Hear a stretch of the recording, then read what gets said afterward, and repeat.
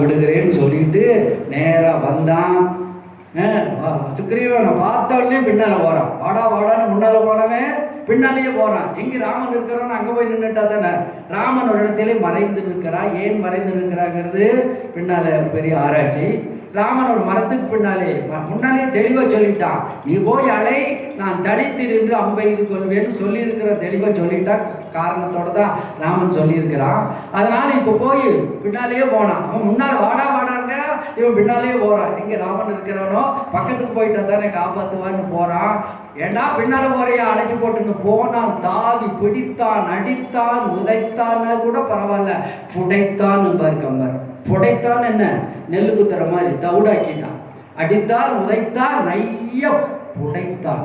கடைசியில எல்லாம் மண்ணி தலைக்கு மேல தூக்கி கரகரகரகரன்னு முன்னொரு தடவை கிஸ்கித்த மலையில போய் விழுந்த மாதிரி இப்போது அப்படி சுத்தி தூக்கி எரியலாம்னு நினைத்த போது ராமன் இனியும் தாமதிக்க கூடாது என்று ராம பாணத்தை செலுத்தினான்.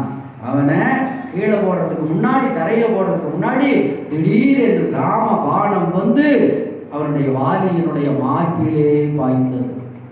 மார்பில அப்படியே மலை சாய்ந்தது போல அப்படி கீழே சாயிறான் அம்போட. ராமபாணத்தை உலகத்திலேயே தடுத்து நிறுத்திய ஒரே ஒரு வீரன் வாலி மட்டுமே. யாராலும் அவனுடைய அம்பை தடுக்க முடியாது. ஒரு மராமரத்துக்கு தான் குறிவைக்க சொன்னான்.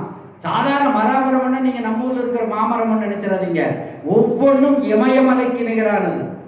இமயமலை வர்ணிப்பான் மராமர படலத்தில் நம்ம மலைகளை பற்றால் அதனுடைய உயரம் சந்திரனும் சூரியனும் அங்கே போனால் தடை வழி விலகித்தான் போகணுமா, அவ்வளோ உயரம்.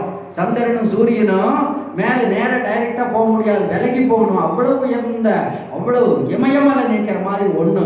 இது மாதிரி 7 வரிசையா அதை மட்டும் தொலைத்ததா?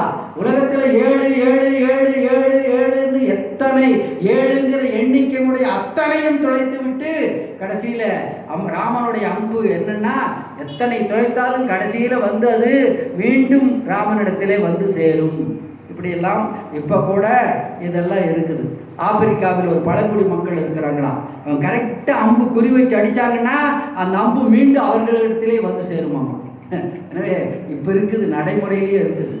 அந்த மாதிரி இந்த ராம பாணத்தை தடுத்து நிறுத்தினான். காலாலும் வாளாலும் பற்றி இழுத்து எடுத்து பார்த்தான்.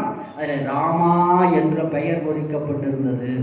ஆயுதங்களிலே பெயர் பொறிக்கின்ற பழக்கம் அந்த காலத்திலே உண்டு. இப்போ கூட நம்ம ஏவுகணைக்கு பிரம்மாஸ்திரம் மாதிரின்னு பிரம்மோஸ்ன்னு எல்லாம் பெயர் வச்சிருக்கிறோமே, அந்த காலத்தில் ஆயுதங்களுக்கு பெயர் பொறிக்கிற பாத்திரம். நம்முடைய பெண்களுக்கெல்லாம் பாத்திரத்துக்கு பெயர் பொறிக்கிற பழக்கம். பாத்திரம் பக்கத்து வீட்டுக்கு அடிக்கடி கொடுத்து வாங்க வேண்டியிருக்கும். அதனால் எச்சரிக்கையாக முதலே பெயரை பொறிச்சு வச்சிருவோம். அந்த மாதிரி அந்த காலத்தில்